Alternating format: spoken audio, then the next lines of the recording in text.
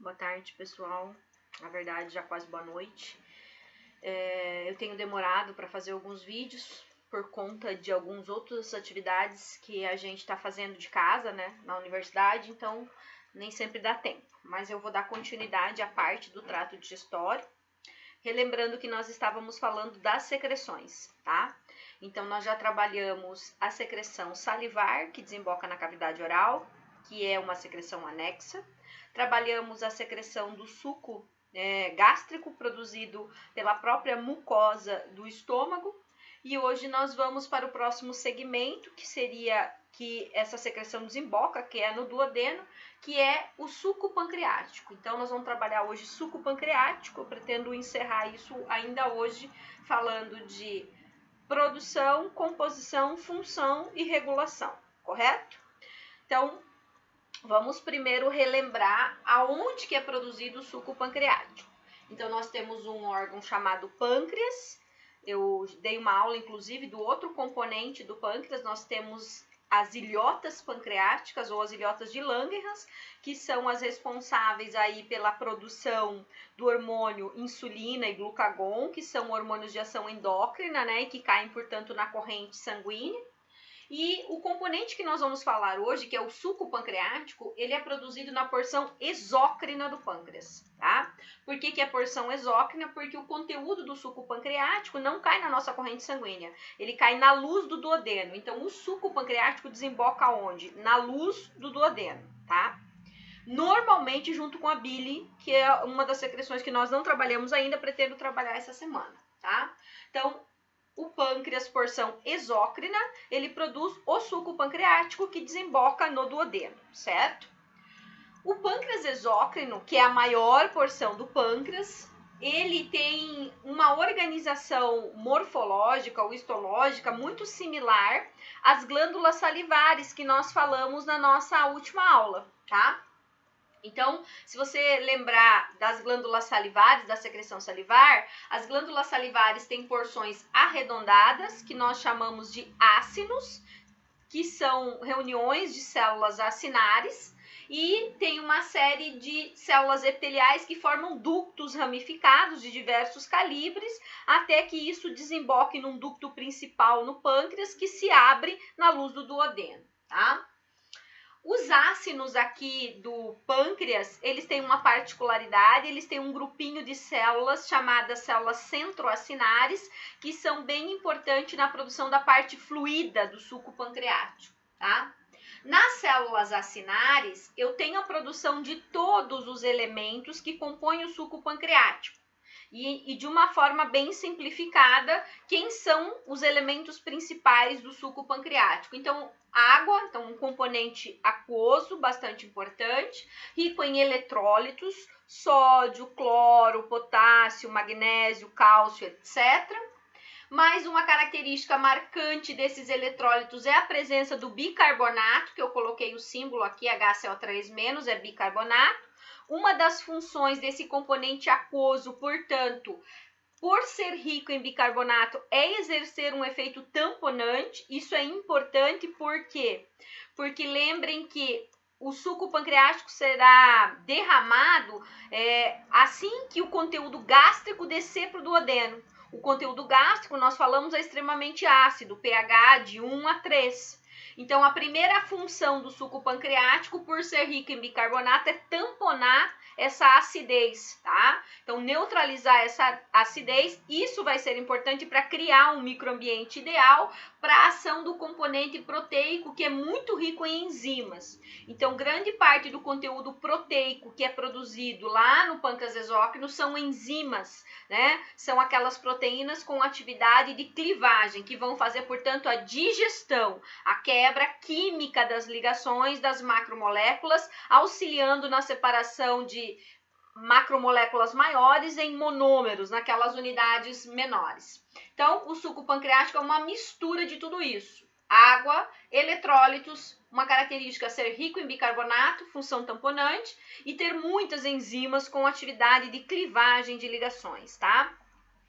As enzimas que existem no suco pancreático, elas são capazes de clivar os 3 principais tipos de nutrientes da dieta: carboidratos, proteínas e lipídios. Então, carboidratos, proteínas e lipídios, os três principais nutrientes em forma de quantidade que tem na nossa dieta, eles são crivados, são digeridos enzimaticamente por enzimas presentes no suco pancreático. Tá? As principais enzimas, ou as que mais frequentemente aparecem nos estudos ou nos livros, né?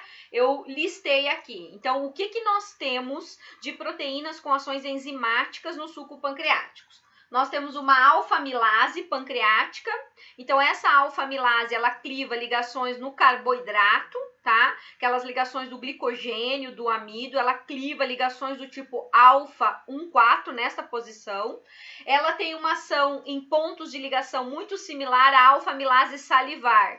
Então, aquilo que começou para o carboidrato, começou a ser clivado na boca pela alfa-amilase salivar, vai continuar, em termos de carboidrato, a ser quebrado no duodeno, porque lá vai desembocar o suco pancreático, que também tem uma alfa-amilase. Então, a gente diz, a digestão de carboidratos inicia na boca, ela dá um tempo, ela para no estômago, porque o pH é muito ácido, e ela retoma no duodeno, porque lá eu tenho no suco pancreático também uma alfa-amilase, também cliva ligações do tipo alfa 1,4. Outros elementos enzimáticos são especializados na clivagem de proteínas. Quem são eles? Tripsina, quimiotripsina, carboxipeptidases, aqui eu tenho do tipo A e do tipo B. Tenho as elastases, que são tipos de enzimas especializadas na quebra de tecido elástico, né? De fibras elásticas que existem nesses elementos. Eu tenho uma lipase, aqui a lipase é especializada na quebra de lipídios, é a principal lipase, tem outros tipos de lipase, tá?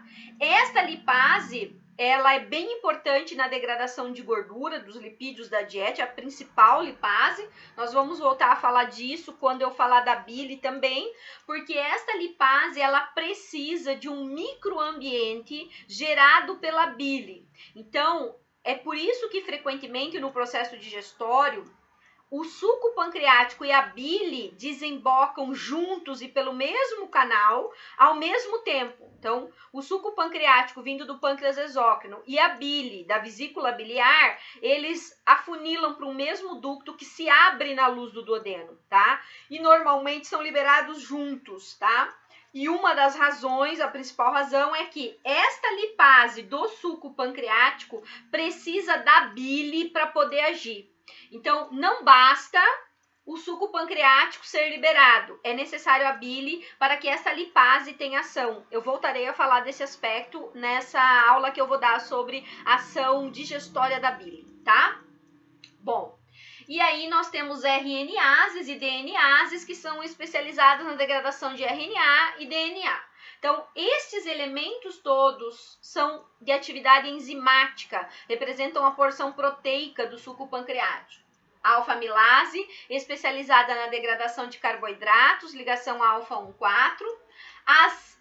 As enzimas que digerem proteínas, então, tripsina, quimiotripsina e carboxipeptidase do tipo A e B. A elastase, especializada na degradação de tecido elástico. A lipase, especializada na degradação de lipídios e que necessita da ação da bile. E as RNases e DNases, tá? Em relação à ação, cada uma dessas enzimas tem sua ligação específica, então reconhece sítios específicos e vai clivar pontos específicos da cadeia das macromoléculas, tá? E aí nós temos uma particularidade que é exclusiva da ação do suco pancreático. Em especial, para o que se refere a essas três enzimas que eu destaquei aqui, que eu coloquei um asterisco, a tripsina, a quimiotripsina e a carboxipeptidase. Por quê? Porque esses elementos que digerem proteínas, então tripsina, carboxipeptidase e quimiotripsina, todas digerem proteínas. Elas se diferem pelos pontos da cadeia onde elas vão agir. Então, Normalmente, a tripsina e a quimiotripsina são endopeptidases, porque clivam no meio das cadeias proteicas. Enquanto que a carboxipeptidase do tipo A e B são normalmente proteases de extremidade, elas clivam nas extremidades das proteínas, tá? Mas todas são especializadas na clivagem proteica, tá? Então, a gente diz que a digestão, a quebra enzimática das proteínas, ela inicia no estômago pela presença da pepsina e ela continua no duodeno com a adição do suco pancreático, tá? Essas enzimas que digerem as proteínas, elas têm uma particularidade. Então, como elas têm um alto poder de digestão de proteínas, quando elas são sintetizadas, e elas são sintetizadas aqui nos ácinos, né, naquela porção arredondada, então no ácino eu vou fazer tudo isso. Vou fazer os elementos de água, os eletrólitos, o bicarbonato. Os eletrólitos e o bicarbonato também são produzidos pelas células chamadas centroacinares, que é um tipo celular específico no ácino do pâncreas exócrino, tá?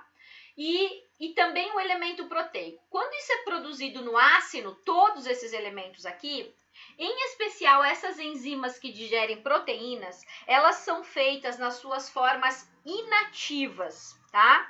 E que a gente usa a denominação ênio no final, tá? Então, quando essas enzimas estão na forma inativa, a gente diz assim: tripsinogênio, quimiotripsinogênio, procarboxipeptidases do tipo A e B. Então, são as enzimas nas formas inativas. É assim que elas são produzidas, armazenadas e liberadas no ácino, tá? Então, quando elas são produzidas, armazenadas e liberadas no ácino, elas estão nas suas formas inativas. Como é que eu denomino as formas inativas dessas enzimas? Tripsinogênio, quimiotripsinogênio e procarboxipeptidases do tipo A e B. Por que é que elas são feitas assim? Isso é uma espécie de proteção do pâncreas exócrino, porque se essas enzimas, por algum motivo, se reativarem dentro do pâncreas, elas podem corroer as próprias proteínas do órgão, gerando um processo inflamatório grave, né? Uma inflamação pancreática grave que pode ser fatal. Então, frequentemente, em situações fisiológicas adequadas, elas são produzidas e liberadas inicialmente no ácido e passam nos ductos nas suas formas inativas. Então, elas estão inativadas dentro do pâncreas, tá? Essa inativação é feita por um processo de dobragem, né, de proteínas especial e a ligação delas com elementos que evitam que elas sejam acionadas no interior do órgão. Então, toda vez que você escutar o termo tripsinogênio, quimiotripsinogênio e procarboxipeptidases A e B, você está falando das enzimas do suco pancreático produzidas nas suas formas inativas. Nessas formas inativas, elas não fazem digestão e, desse modo, protegem o órgão enquanto passam pelo órgão. Então, serão produzidas no ácido, vão passar pelos ductos. Os ductos aqui não vão fazer nenhuma modificação grave na composição de tonicidade, tá, do suco pancreático. Em termos de tonicidade, ele apresenta a mesma tonicidade que o nosso plasma, então ele é isotônico em relação ao plasma. Mas os ductos, as células epiteliais ductais, têm uma ação importante de aumentar o volume, principalmente de água, de eletrólitos e de uma solução rica em bicarbonato. Tudo isso se junta e vai desembocar, né, lá na luz do duodeno, então.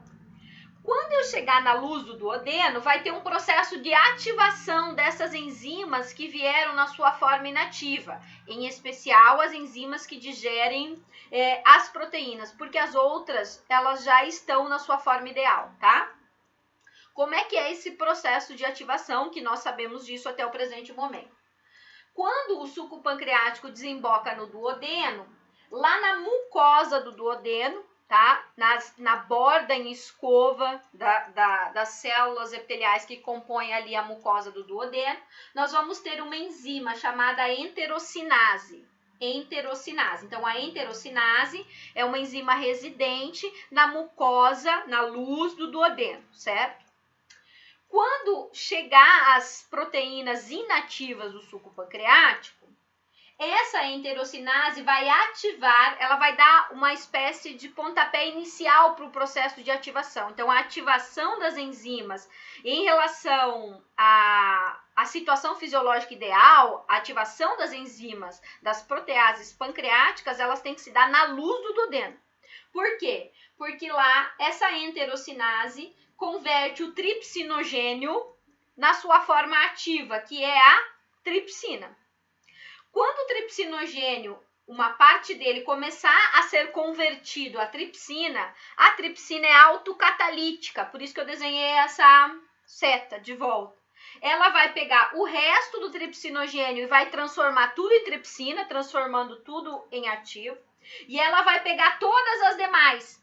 Então, a tripsina vai fazer o quimiotripsinogênio virar quimiotripsina, vai fazer a procarboxipeptidase virar carboxipeptidase do tipo A e B. Então, é uma reação em cascata que é iniciada por uma enzima da borda em escova do duodeno, da mucosa do duodeno. Então, o suco pancreático cai na luz do duodeno, entra em contato com essa enterocinase e ela faz o primeiro passo. Primeiro passo, converter algum tripsinogênio na sua forma ativa, sua forma inativa para sua forma ativa, tripsina. Uma vez tendo uma quantidade de tripsinas, elas são autocatalíticas. Elas voltam para o resto do tripsinogênio que está lá e faz todo mundo virar tripsina. Ela também age sobre as outras formas, então ela faz o quimiotripsinogênio virar quimiotripsina. E ela faz a procarboxipeptidase virar carboxipeptidase do tipo A e B. Deste modo, existe uma ativação na luz duodenal dessas proteases e elas então passam a estar na sua conformação e no seu ambiente de pH ideal e vão, portanto, iniciar, na verdade, vão continuar a digestão de proteínas que se iniciou lá no suco gástrico, né? Então, lembrem que lá no suco gástrico eu tinha o pepsinogênio.